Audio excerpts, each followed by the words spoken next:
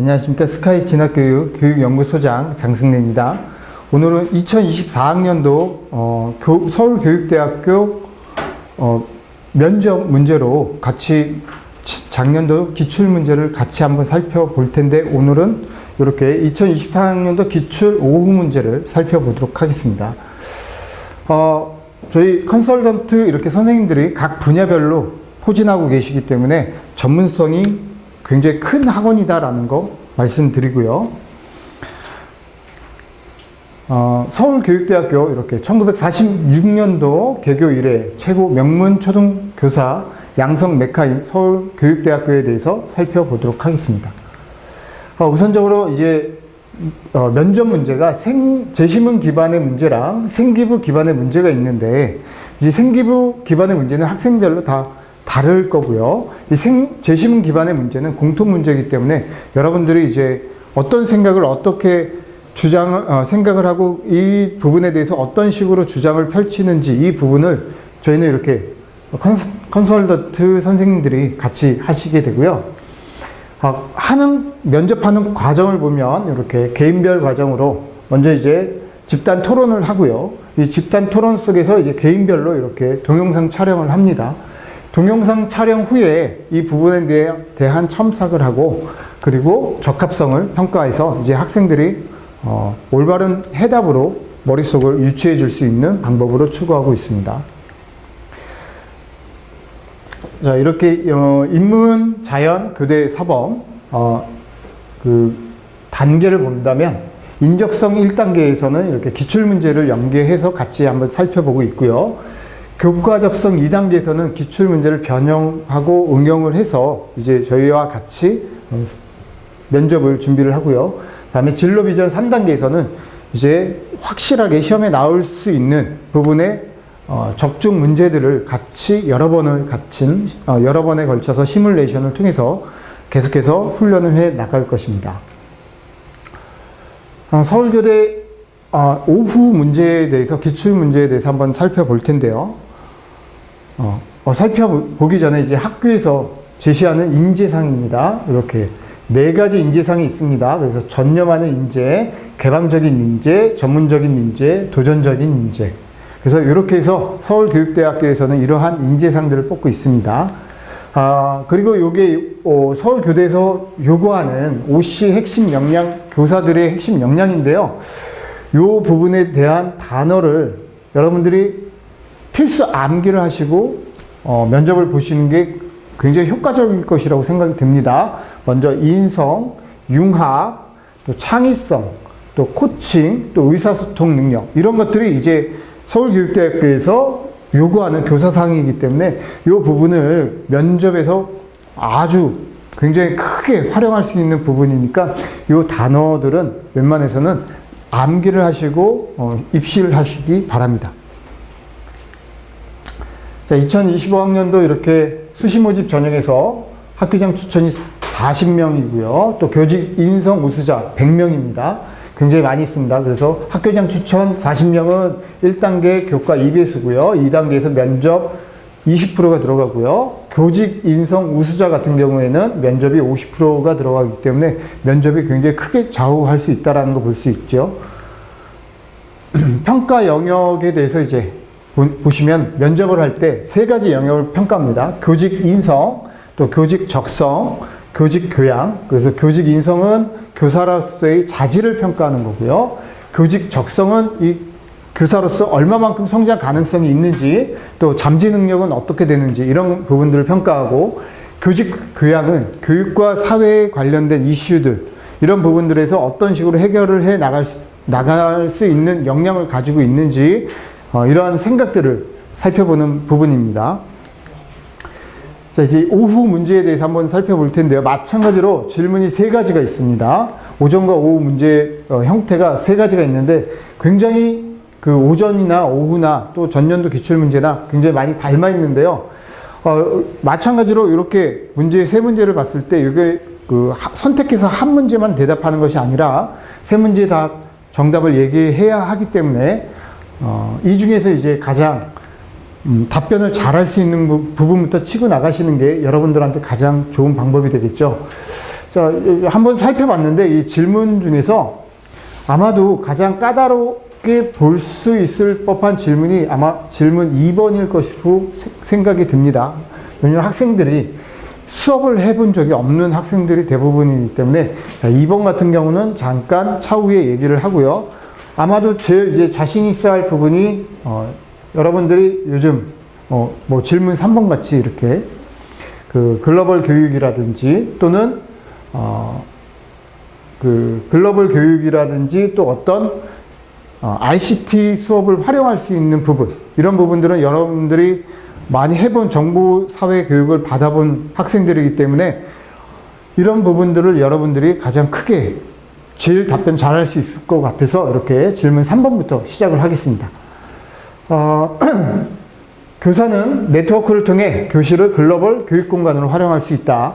글로벌 교육공간이라는 시공간을 초월해서 다른 나라의 학생들과 함께 수업할 수 있는 공간인데 이 공간을 교사가 어떻게 활용해야 하는지 이런 부분에 관련된 질문입니다. 그래서 이런 부분을 질문을 받았을 때 여러분들이 이제 면접을 할 때 활용할 수 있는 방법 중에 하나가 제일 먼저 답변을 할 때 이 기세가 꺾이면 안 되기 때문에 여러분들한테 주어를 제시를 해 드리겠는데요. 무조건 주어는 답변하겠습니다 라는 큰 소리로 기세를 기세를 가져가시면 굉장히 주어를 여러분들이 끝낼 때 굉장히 어려워하기 때문에 굉장히 좋은 주어가 될 수 있습니다. 그래서 답변하겠습니다부터 자신감 있게 가시게 된다면 향후에 질문 3가지를 대답하실 때도 굉장히 도움이 많이 될 것입니다. 그래서 답변하겠습니다 라고부터 시작을 해서요. 이제 교육 공간을 활용하기 위해서는 어떤 부분이 있냐면 글로벌이기 때문에 우선적으로 교실 상태를 글로벌 교육에 맞출 수 있는 꾸미기부터 해야 하겠습니다. 그래서 글로벌에 관련된 다문화에 관련된 문화 속의 사진이라든지 문화 속의 그림이라든지 이런 부분들을 교실에다 꾸미기 하는데 이때 꾸미기를 했을 때 학생들과 같이 선생님들이 같이 창의적으로 교실을 풍선을 이용을 한다든지 아니면 책을 이용한다든지 아니면 그림을 이용한다든지 이런 형식으로 교실을 먼저 꾸미기부터 하면서 글로벌 교육 공간을 마련하는 첫 번째 방안이 있고요. 또 두 번째 방안으로는 그 다양한 문화에 대해서 그림이라든지 노래라든지 또는 사진이라든지 이런 교육들을 갖다가 학생들한테 먼저 소개를 해줘야 되겠죠. 요즘 같은 경우에는 SNS를 활용하는 교육 방법들이 많이 있기 때문에 그런 SNS를 통해서 유튜브라든지 이런 것들을 통해서 학생들한테 먼저 전반적인 소개를 그 나라에 대해서 소개를 해주면서 우리나라와 어떠한 차이점이 있고 또 어떠한 공통점이 있는지 교사가 이 부분에 대해서 전반적인 수업을 한 상황에서 글로벌 교육을 실시하면 되겠습니다.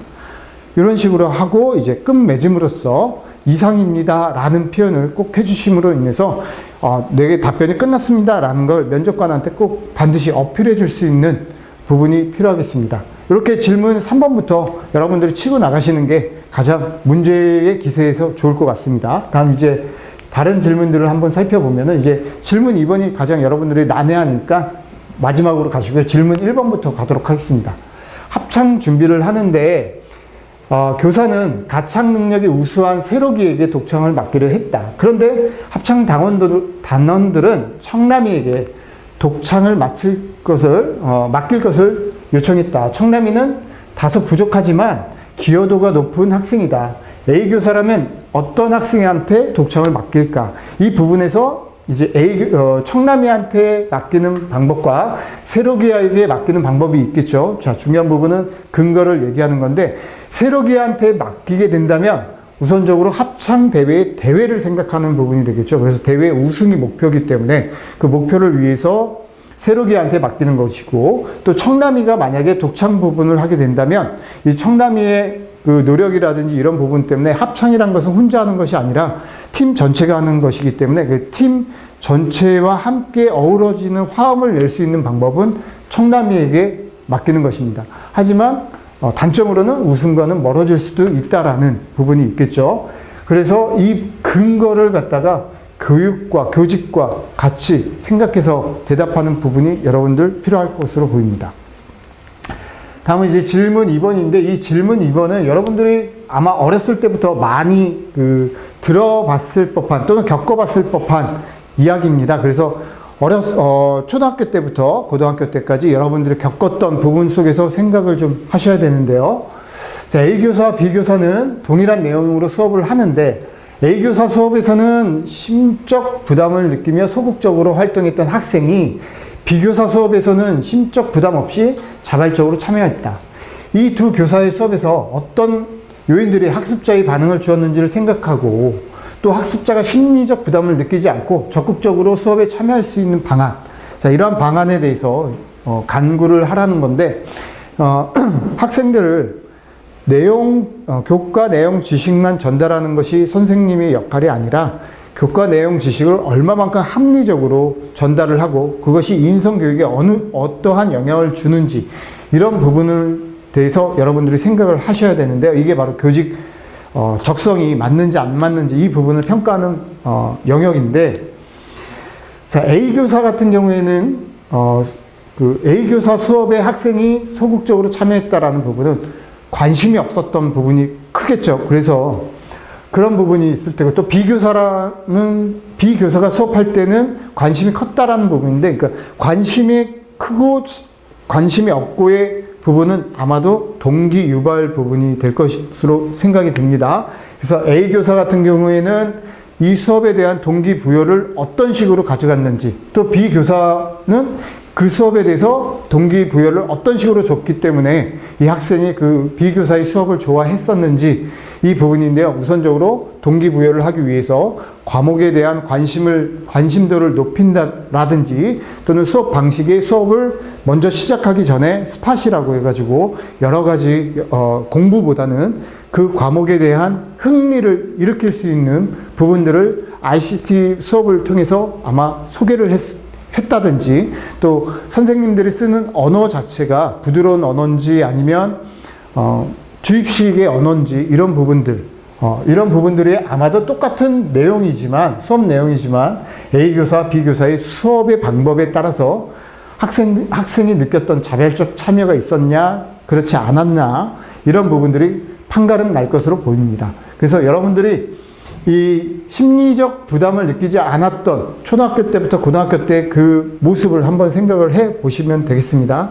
보통 학생들이 초등학교 때 수업 시간, 중학교, 고등학교의 수업 시간이 다른 이유가 집중력의 차이니까, 이런 집중력의 차이를 어떻게 분배를 하느냐, 이것 또한 교사의 몫이니까 그러한 부분까지도 여러분들이 생각을 하셔서 대답을 하시면 이 질문 2번도 어렵지는 않았을 텐데, 여러분들이 이런 수업 방식에 대해서 해본 적이 없기 때문에, 그래서 가장 좋은 방법은 과거의 기억을 떠올리는 부분을 떠올려서 가장 자신이 좋아했던 수업, 또 좋아했던 과목, 이런 부분들에 대해서 여러분들이 이 부분에서 자신이 선생님이 됐다라는 측면에서 어떤 식으로 수업을 구상을 할지, 그 부분을 이야기를 하시면 도움이 될 것입니다.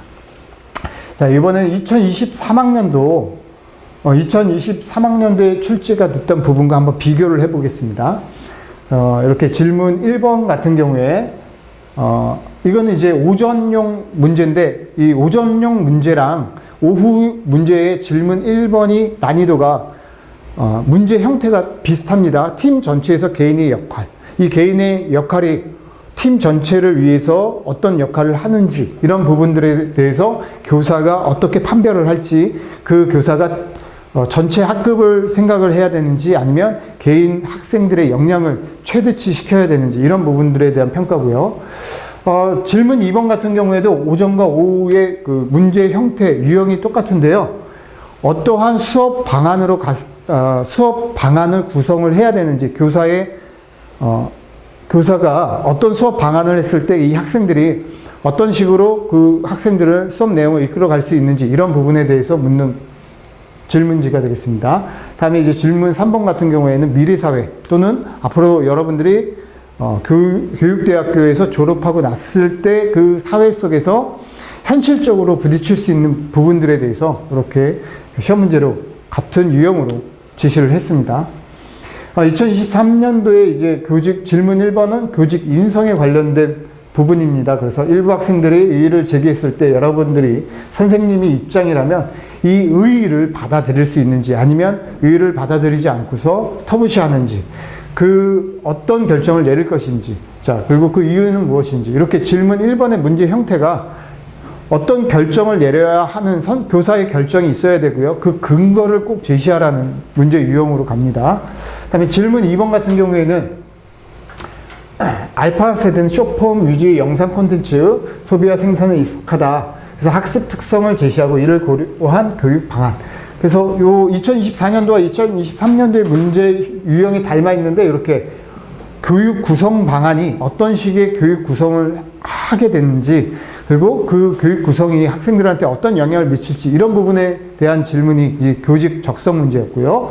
그다음에 이제 교직 교양 문제 같은 경우에는 현재의 교육 방식과 또 사회 전반적인 이슈 문제들이 어떤 식으로 융합이 되는지를 보는 건데 이렇게 집단 토의 과정에서 개인은 자신의 의견을 고수하기보다 집단의 의사결정에 수렴하는 경향이 보인다. 그래서 집단 토의를 거친 후 설문조사를 실시했더니 의사결정을 따른 응답 결과를 보였다. 발생하는 원인을 제시하고 집단 토의를 통해 최선의 결과를 얻어올 수 있는 방안을 말하시오. 이렇게 해서 이제 교육의 어떤 방법으로 여러분들이 그 토의라든지 이런 것들을 선생님이 됐을 때 이끌어갈 수 있는지 이런 내용들에 대해서 교직 교양에서 이제 물어보게 됐습니다. 그래서 질문 1번과 질문 2번은 굉장히 2023년도와 2024년도의 질문 문제 형태가 닮아 있다라고 볼 수 있고요. 이제 질문 3번의 교직 교양은 2024년도와는 좀 다르게 여기서는 이제 사회화라든지 또는 실질적으로 담임 업무를 할 때 어떤 식으로 그 학급을 이끌어가는지 이런 부분들에 대한 질문들이 될 수 있다고 보겠습니다. 근데 현재 문제 추세로 봤을 때는 질문 3번 같은 경우에는 앞으로 여러분들이 현장에 나갔을 때 대학을 졸업하고 현장에 나갔을 때 반드시 겪게 될 수 있는 4차 혁명 속의 그 교육 이런 부분들에 대한 교육 방안 또 교육 방법 이런 부분들에 대해서 이제 준비가 되어 있는지 안 되어 있는지 이런 부분들을 평가를 하는 방식이기 때문에 유형이 이렇게 딱딱 질문 1, 2, 3이 정해져 있으니까 이런 부분도 같이 생각을 해보고 거기에 대한 해결책을 저희가 온라인과 오프라인 선상에서 여러분들한테 제시를 해드릴 것입니다. 이렇게 서울교육대학교 구술 면접에 대해서 같이 한번 살펴봤습니다.